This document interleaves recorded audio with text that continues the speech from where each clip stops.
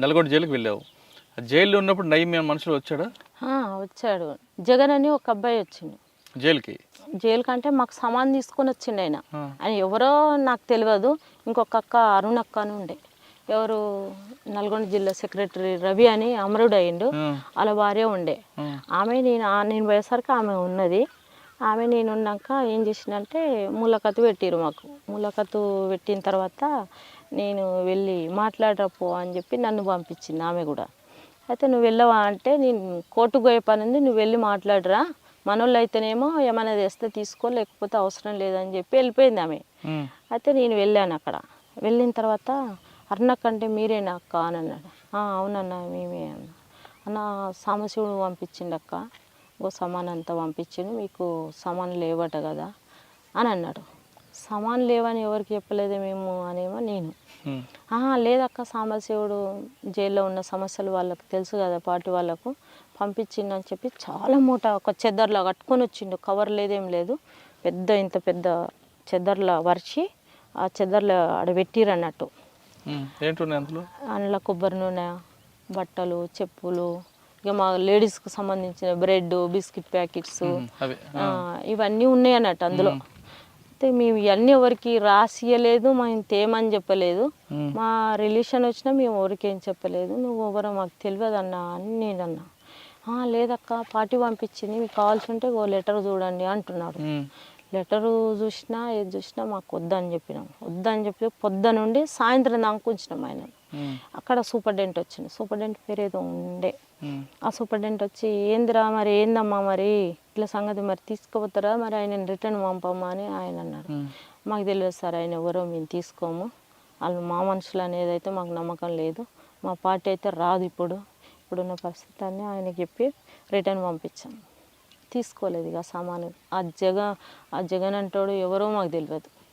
నవీన్ మనిషి ఎలా తెలిసింది? నవీన్ మనిషి అనేది అంటే మాకు తర్వాతకి తెలిసింది. ఎవరు అంటే పార్టీ తరఫున వేరే మాకు లెటర్స్ రావడం వల్ల మనోళ్ళు ఎవరన్నా వచ్చిరా అని చెప్పి వాళ్ళు లెటర్ రాస్తే గిట్ల సంగతి, గిట్ల ఒక ఆయన వచ్చి గిట్ల మాకు సామాన్ తీసుకోమని ఇట్లా అది చేసిండు, ఇట్లా పొద్దుగాల నుండి సాయంత్రం దాకా ఇట్లా వెయిట్ చేయబెట్టినాము, మేము తీసుకోలేదు, రిటర్న్ పంపించినాము అని చెప్పినాం.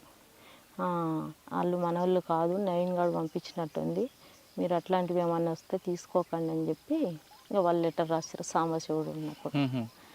అదన్నట్టు పరిస్థితి. జైల్లో ఎంతకాలం ఉన్నామా? నల్గొండలో 1 సంవత్సరం ఉన్న తర్వాతకి ఇక్కడ వచ్చి చెంచల్గూడలో ఉన్నా, మహిళా జైల్లో. అక్కడ ఉండేది, అక్కడ వాళ్ళు రాజిరెడ్డి భార్య నేను ఇద్దరం ఉండేది. రాజిరెడ్డి భార్య, ఇంకొక ఆమె స్నేహ అని ఉండే ఒక ఆమె. ఆమె అంటే రాజిరెడ్డి కూతురు కదా? ఆ స్నేహ కాదు, అల్వాల్లో ఉండే ఆమె అమర్రాలు అయింది ఇప్పుడు. అమర్రాలు అయింది ఆమె. నేను పోయినాక ఒక 2 నెలలకు ఆమె వెళ్ళిపోయింది. తర్వాతకి నేను ఒకదాన్ని ఉన్న ఒక వారం 10 రోజులు ఉన్న క్రమంలో రాజిరెడ్డి వాళ్ళ వైఫ్ వచ్చింది, సుగుణ అని ఉంది ఆమె, నేను ఉన్నాము. ఇక చాలా కాలమే ఉన్నాం, ఒక సంవత్సరం ఉన్నాము చెంచల్గూడ జిల్లా.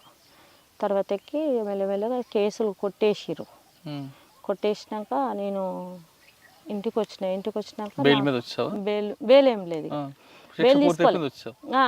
నా కేసులన్నీ కొట్టేసినాకనే బయటకు వచ్చిన. నేను వచ్చినాక ఇంటికి వచ్చినాక ఇక వీళ్ళంతా ఏంటంటే ఇక నా మీద బాగా మళ్ళీ వస్తున్నారు, నక్సలైట్లు వస్తున్నారు, మళ్ళీ కలుస్తున్నారు, మళ్ళీ ఏదో చేస్తున్నారు అని ఇక పోలీసు వాళ్ళు నాకు కాపలగాయడం, ఇన్ఫార్మర్లు వాళ్ళంతా వాళ్ళకి సమాచారం ఇవ్వడం, ఇక నాకు చాలా ఇబ్బంది అనిపించింది.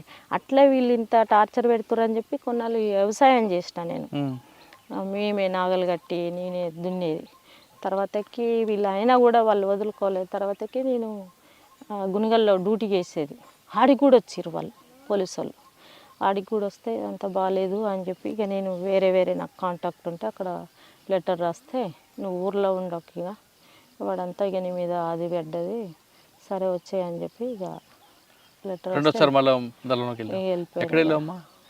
ఇక నేను అంటే ఇక వేరే ప్రాంతంలో ఉన్న దళము అని ఏం లేను, వేరే ప్రాంతంలో రహస్యంగానే ఉన్న కొన్నాళ్ళు. తర్వాతకి తిరుమలగిరి వెళ్ళా. తిరుమలగిరి ఇది సూర్యాపేట అక్కడ ఉంటుంది చూడు, అరవపల్లి, అక్కడ ఏరియాలో దళం పెట్టాలని పార్టీ నిర్ణయం. పార్టీ నిర్ణయం కానీ నాకు పార్టీ నుండి లెటర్స్ వచ్చేది కానీ మధ్యలో నాకు ఏం చేసిరంటే ఆ పార్టీ ఏం చేసిందంటే ఒక ఆర్ఎంపీ ఇంట్లో ఉంచిరు వాళ్ళు నన్ను. అంటే 1+2గా తిరగాలని చెప్పి లెటర్ వచ్చింది. లెటర్ వచ్చినప్పుడు ఇక పార్టీ చెప్పిన పని నేను అమలు చేయాలి కాబట్టి నేను అక్కడికి వెళ్ళాను. అక్కడికి వెళ్ళినాక అక్కడ జరిగిన స్టోరీ ఏంటంటే ఒక 6 months నాకు అక్కడ ఏరియాలో పరిచయాలు కావాలంటే కొంచెం నేను అక్కడ ఉండాలి. అక్కడక్కడ తిరిగేదాన్ని. అక్కడక్కడ జనాలను పరిచయం చేసుకొని అక్కడ ఎవరైతే మనకు అనుకూలమైన వ్యక్తులు ఉన్నారో వాళ్ళని తీసుకుపోయి అక్కడ పరిచయం చేసుకున్న క్రమంలో ఇక వాడు నా లెటర్స్ అన్నీ ఎప్పుడో ఇప్పేది చదివేది మళ్ళీ వాడికి వాడే రాసిచ్చేది. ఎవరు? ఒక ఇన్ఫర్మర్, ఈ ఆర్ఎంపీ డాక్టర్ అంటాడు. నాకేం తెలుస్తలేదు, ఇదంతా ఏదో రాంగ్ ఉన్నదని చెప్పి నేనేం చేసినంటే వాడికి తెలిసే ప్లేసులనే నేను రూమ్ తీసుకొని ఉన్నా సపరేట్గా. పార్టీ నాకు లెటర్ రాసింది, దానివల్లనే నేను రూమ్ తీసుకున్నా. నువ్వు వర్క్ కొన్నాళ్ళు ఇది ఆపి ఇంకా వేరే వర్క్ చేయి అని చెప్పి నాకు పార్టీ లెటర్ రాసింది. దానివల్ల ఏం చేసిందంటే నేను ఒక హాస్పిటల్లో నర్సు ట్రైనింగ్ చేసిన. అక్కడ మురళీధర్ సార్ అని ఉంటాడు, అక్కడ నేను నర్స్ ట్రైనింగ్ చేసిన. నేను వండుకునేది తినేది ఎర్లీ మార్నింగ్ 7కి అట్లా వెళ్ళిపోయేది, మళ్ళీ నైట్ 7:30కి అట్లా వచ్చేది. అక్కడ వచ్చినప్పుడు ఏం చేసేదంటే నేనున్న ప్లేస్ ఎవరికి తెలియదు. ఇంకా మీరు తిరుమలగిరిలో ఉన్నప్పుడు ఒక ఆర్ఎంపీ డాక్టర్ దగ్గర ఉన్నారు. ఆర్ఎంపీ డాక్టర్ మీకు తెలియకుండానే అంటే మీరు రాసిన ఉత్తరాలను ఆయనే ఆన్సర్ ఇస్తూ మీకు పక్కదో పట్టించాడు. మరి ఆ విషయం ఎప్పుడు కనిపెట్టారు మీరు? అంటే నాకు ఫీవర్ వచ్చింది. ఫీవర్ వస్తే నేను వేరే అన్నకు చెప్పినుంటే ఇట్లా ఫీవర్ వచ్చింది, పరిస్థితికి ఇది, నాకు లెటర్లు ఒకటి రాస్తే ఒకటి ఆన్సర్ వస్తుంది, నాకేం అర్థమవుతలేదన్నా అని ఆ అన్నతో చెప్పినట్టు. అన్న ఏం చేసిండు, సరే ఫీవర్ వచ్చింది కదా నేను చూపిస్తారా అని చెప్పి ఆయన తీసుకెళ్ళండి. నన్ను తీసుకెళ్ళి మేమిద్దరం కలిసి వస్తున్నాం. అంతకుముందే ఇద్దరిని పట్టించిండంట, ఆ విషయం మాకు తెలియదు. అలాంటప్పుడు ఏంటంటే అన్న నేను ఇద్దరం బండి మీద పొద్దుగాల రెడీ అయ్యిండు, నేను వచ్చి తోలుకొని పోతా అని చెప్పి ఆ అన్న అన్నాడు. నేను అన్ని చదువుకొని బయటకు వచ్చిన. అప్పుడు ఆర్ఎంపీ డాక్టర్ మా దగ్గరకు వచ్చిండు. నువ్వు వెళ్ళన్నా, మేము వెళ్ళిపోతా, నాకు హైదరాబాద్కి వెళ్ళిపోతే వెళ్తే బాగాలేదు, మళ్ళీ వస్తా నేను అని చెప్పి ఆర్ఎంపీ డాక్టర్తో అన్నా. వెళ్ళక్క ఏం కాదు వెళ్ళు అని చెప్పి ఆయన అన్నాడు. నువ్వు వెళ్తే మేము వెళ్తామన్నా అంటే ఆయన వెళ్ళలేదు. వెళ్ళక అక్కడే నిల్చున్నాడు. ఈ అన్న టీచర్ అన్నట్టు నాతో పాటు నన్ను. టైం అవుతుంది నేను మధ్యాహ్నం వస్తా అని చెప్పిన. రారా ఇక మనం పోదాందా అని చెప్పి ఇక ఆయన బండి మీద ఎక్కిన. ఆయన బండి మీద ఎక్కి ఇక్కడ నుండి ఆ తండంతా పోయినామో లేదో అక్కడ పట్టేసుకున్నారు పోలీసు వాళ్ళు మమ్మల్ని ఇద్దరిని పట్టుకొని తీసుకెళ్ళారు. ఆయన నన్ను బాగా ఇంటర్గాషన్ చేశారు. అక్కడికి పోయినాక మాకు ఎలాంటి సంబంధాలు లేవు, ఏది లేదు, నాకు హెల్త్ బాగాలేక వీళ్ళు ఇంట్లో ఉన్నా అని చెప్పి నేను అక్కడ చెప్పిన తర్వాత మరి ఈయన ఎట్లా పరిచయం అంటే ఈయన నాకు గతంలో పరిచయము. దానివల్ల ఆయన మీ ఇంటికి వస్తాను కొద్ది రోజులు ఉంటా, నాకు హెల్త్ బాగాలేదని అంటే సరే అని చెప్పి తోలుకోబోతున్నాడు. ఆయనకి ఎలాంటి సంబంధాలు లేవు అని చెప్పి నేను అన్న తర్వాత పోలీసు వాళ్ళు తీసుకుపోయారు, చౌటుప్పల్కి తీసుకుపోయారు. అక్కడ కూర్చోబెట్టి నైటు ఇంకిద్దరిని పట్టుకొచ్చారు మా వాళ్ళని తీసుకొచ్చినాక వీళ్ళంతా మమ్మల్ని మాట్లాడుకొని ఇస్తలేరు. ఇదంతా ఎక్కడికి వెళ్ళి వచ్చింది ఏందని చెప్పి ఇక నాకు ఏం అర్థం కాలే. తర్వాతకి క్రాంతి అని ఒక అబ్బాయి ఉంటాడు, మొండి గౌరెల్లి, ఈ మందన్ గౌరెల్లి.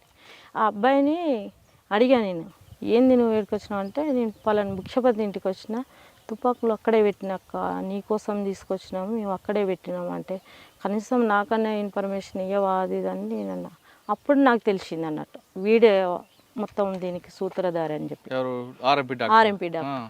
అప్పుడు తెలిసింది, పార్టీ కూడా అప్పుడు గుర్తించింది. వాని వల్లనే ఇట్లా నష్టపోయినామని చెప్పి అప్పుడు ఒక 9 మంది అది అయ్యారు.